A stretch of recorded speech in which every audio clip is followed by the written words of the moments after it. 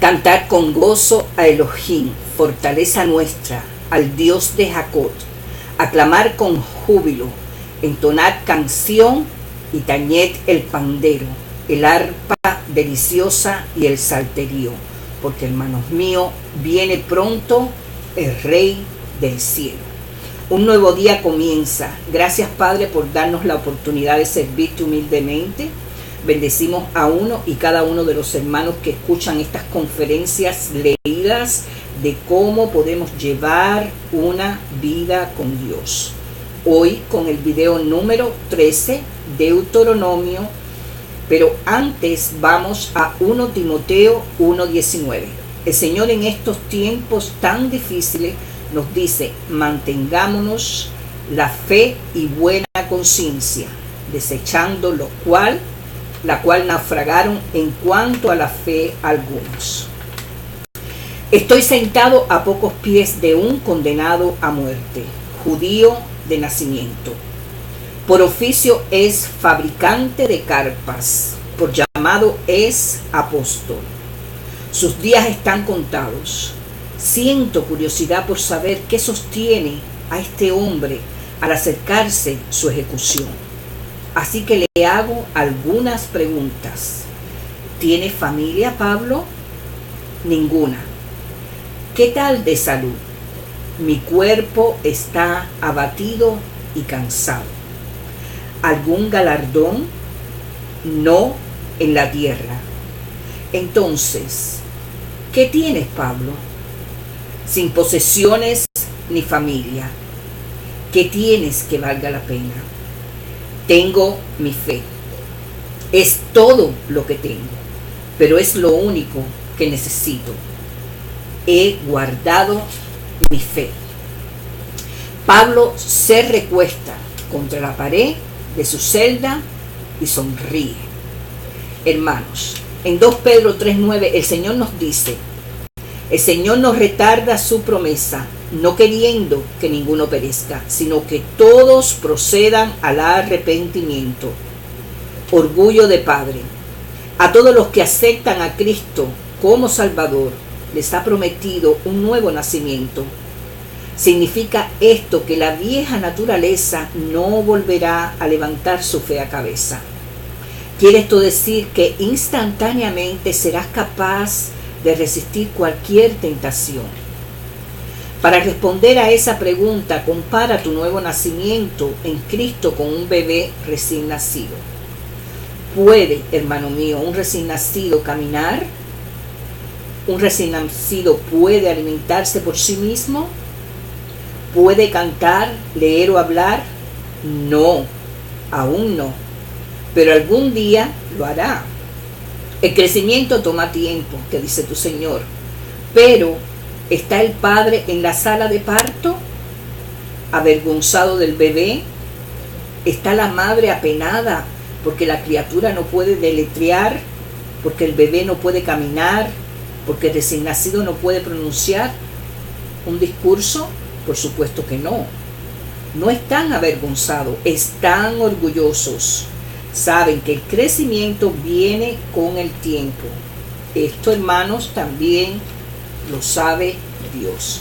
Y por eso he aquí estas conferencias leídas de cómo podemos llevar una vida con Dios, preparándonos para recibir a nuestro Dios de gloria. Y para eso vamos a ir hoy con Deuteronomio,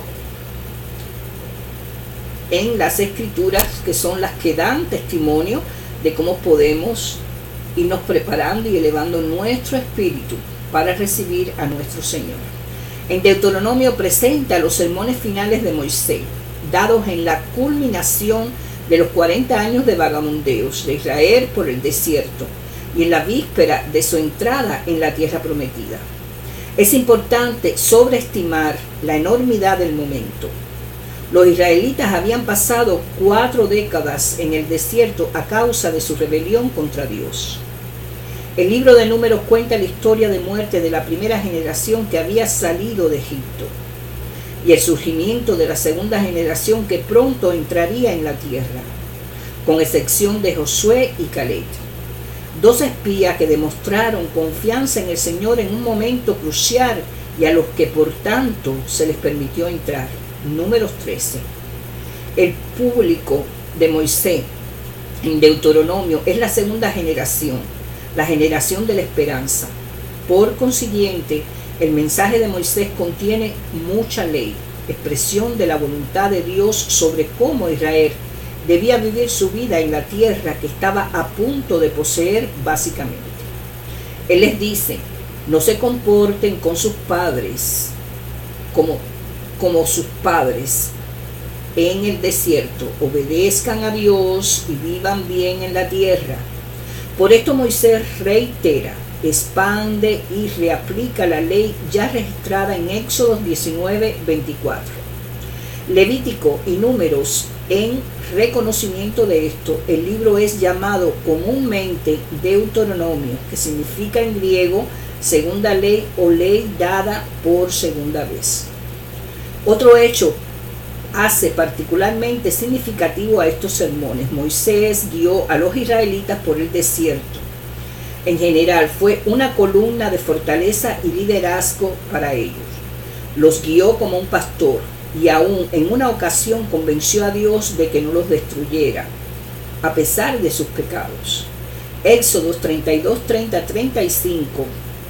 Pero él tampoco era perfecto, desobedeció a Dios en el desierto y por este pecado tampoco se le permitió entrar en la tierra. Por esto, Deuteronomio presenta sus últimas palabras para los israelitas, quienes entrarían ahora en un peligroso periodo de transición a un nuevo liderazgo bajo Josué. Veamos también el ensayo sobre la vida con Dios para esta sección de la Biblia, la vida con Dios, el pueblo de Dios, en Éxodo, página 87, 91. Teología del pacto. Podemos pensar que Deuteronomio, como una serie de sermones cuyo propósito es producir obediencia en el pueblo de Dios. Además, es interesante el hecho de que estos sermones toman la forma de un pacto que muestra una estructura similar. En general, a los tratados que se hacían en el Antiguo Oriente Medio, es importante darse cuenta de que este libro en sí mismo no es un tratado, pero sí tiene muchos elementos característicos de un tratado. Entre ellos, presentación de las partes que suscriben el pacto 1.1.5. 2. El prólogo histórico con el relato de la relación entre las dos partes, 1.9.3.27. El número 3, ley 4.1.26.19. Las bendiciones y maldiciones, 27.1, 28.68. El número 5, testigos, 30.19.20. El número 6, repaso y sucesión, 31.9.13.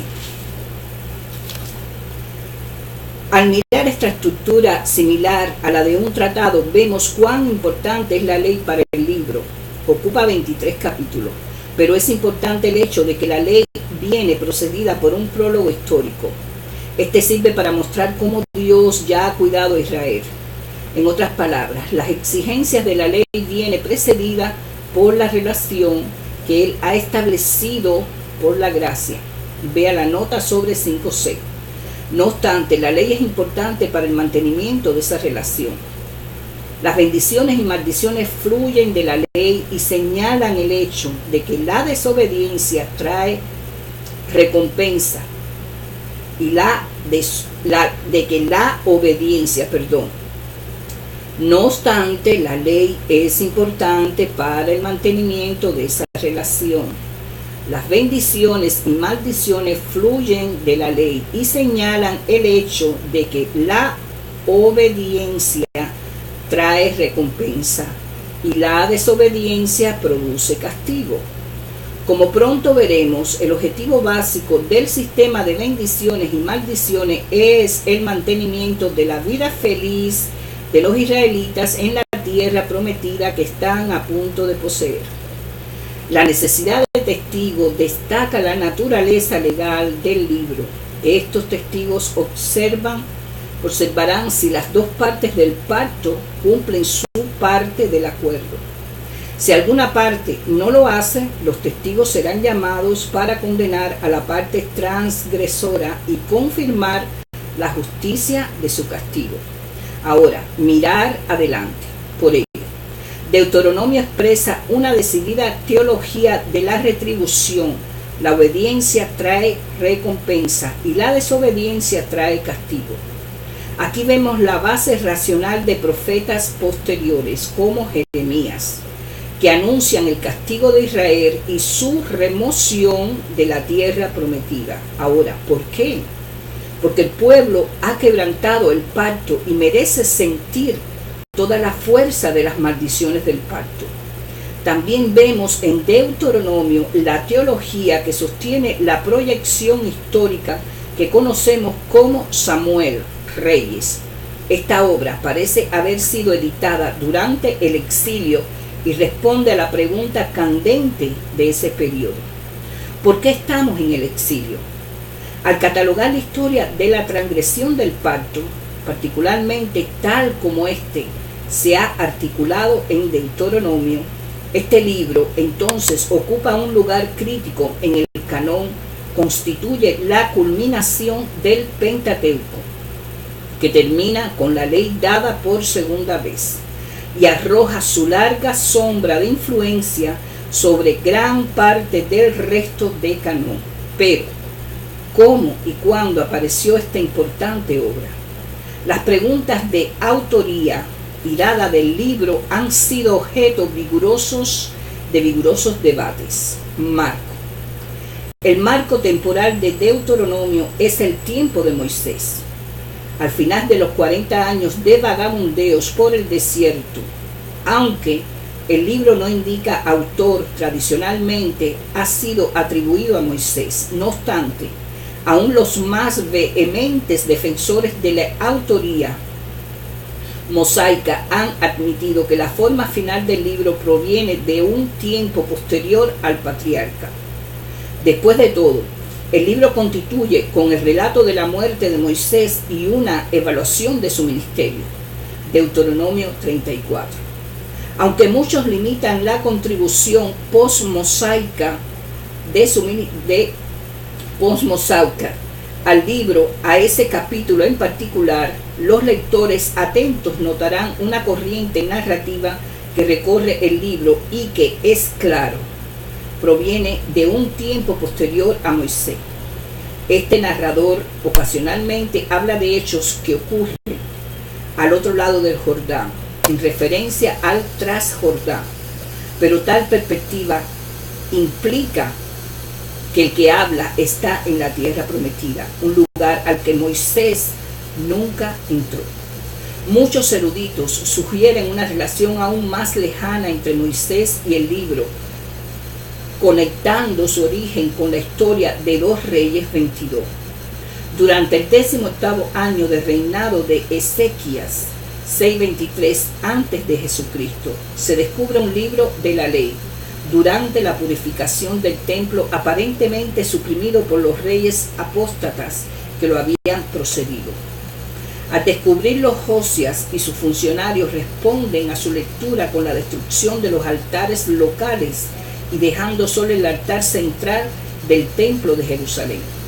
En una clara indicación de lo que encontraron, incluía Deuteronomio 12, por lo que el libro de la ley que había descubierto era o Deuteronomio o una parte de Deuteronomio que incluía ese capítulo. Esta historia ha motivado a algunos eruditos a sugerir que el libro fue producido más que hallado en esta época. Sus autores, al verlo como una extensión de la teología de Moisés, lo relacionaron con él para darle autoridad. Los que defienden esta postura sugieren que tal acción no tenía las mismas implicaciones éticas negativas que podrían tener hoy. Por tanto, existen opiniones diversas sobre el origen del libro, pero todas recuerdan en que su contenido data de los últimos días de Moisés y será desde tal perspectiva que interpretaremos y aplicaremos su mensaje para nosotros. Leer Deuteronomio desde una perspectiva neotestamentaria. En Deuteronomio, Moisés advierte a la segunda generación del desierto que debe obedecer la voluntad de Dios tal como la ley la expresa. Si obedecen, abundarán las bendiciones, pero la consecuencia de la desobediencia será juicio. Deuteronomio 27:29. Al leer el libro desde nuestra perspectiva histórica, ya conocemos los resultados. Samuel y Reyes presentan las muchas formas en que los líderes y el pueblo de Israel y Judá le fallaron a Dios. Como resultado, sufrieron el exilio y la opresión a manos de poderosos enemigos extranjeros. De hecho, para el fin del período veterotestamentario se escuchaban voces que anticipaban la venida de algo más grande. El pueblo de Dios había quebrantado repetidas veces el viejo pacto, representando en parte por Deuteronomio, pero el Señor promete hacer un nuevo pacto con el pueblo de Israel y Judá. Jeremías 31, 31, 35. El Nuevo Testamento dice que Jesús vino para establecer el nuevo pacto con sus seguidores. Lucas 22, 20. Este nuevo pacto no reemplaza el viejo, más bien lo cumple. De hecho, Jesús nos dice que no vino para abolir la ley, sino para cumplirla. Mateo 5, 17, 20. La cuestión de la relación del pueblo de Dios con la ley del Antiguo Testamento hoy es complicada y existen grandes diferencias de opinión. Es claro que algunas leyes ya no son pertinentes. Sacrificios, distinciones entre alimentos inmundos y limpios, etc. Mientras otras aún deben ser observadas, como la ley contra el asesinato. Lo mejor es reflexionar sobre cada ley, caso por caso, para conocer su significación en la época actual. Lo que es obvio, no obstante, es que hoy las personas no pueden cumplir toda la ley de Dios perfectamente, como no podían hacerlo en la época del Antiguo Testamento. De hecho, según el Nuevo Testamento, solo hay una persona que ha cumplido plenamente el llamado de Moisés a la obediencia: Jesucristo. Nos enteramos de esto en la historia de las tentaciones en el desierto. En Mateos 4, 1, 11 vemos que después de su bautismo, Jesús fue al desierto, donde estuvo 40 días y noches. El lugar y el momento nos recuerda intencionalmente los 40 años de Israel en el desierto. Esta impresión se profundiza cuando leemos que Jesús tuvo 3 tentaciones presentadas por el diablo. Estas tentaciones son las mismas que sufrió la generación del desierto: hambre, probar a Dios y adorar falsos dioses para recibir poder. En los 3 casos, Jesús demuestra su obediencia. Notablemente, al resistir estas tentaciones, Jesús cita Deuteronomio 8:3, 6:16, 6:13. De esta manera, como el único hijo obediente de Dios, demuestra precisamente en qué desobedecieron los israelitas y por qué trajeron sobre sí las maldiciones del pacto. En conclusión, los cristianos leen Deuteronomio en parte para ver cómo Dios obró entre su pueblo en la antigüedad, pero también para escuchar una expresión de la voluntad del Señor para su comportamiento hoy. Esto último no es fácil, ya que la ley no se aplica a los cristianos exactamente de la misma manera que se aplicaba a los israelitas cuando fue escrita. Pero quizás lo más importante sea que el libro nos muestra en qué fallamos todos y por qué merecemos el juicio de Dios, todos, menos uno. Claro, Jesús demuestra que es Dios con nosotros, el único que escucha y obedece el libro de Deuteronomio. Queridos hermanos, reflexionen sobre todos estos videos, por favor, porque estamos siendo exhortados a santificarnos, a purificarnos, a tener nuestro espíritu listo para recibir al Rey de Gloria. Que la paz de Dios esté con ustedes. Amén.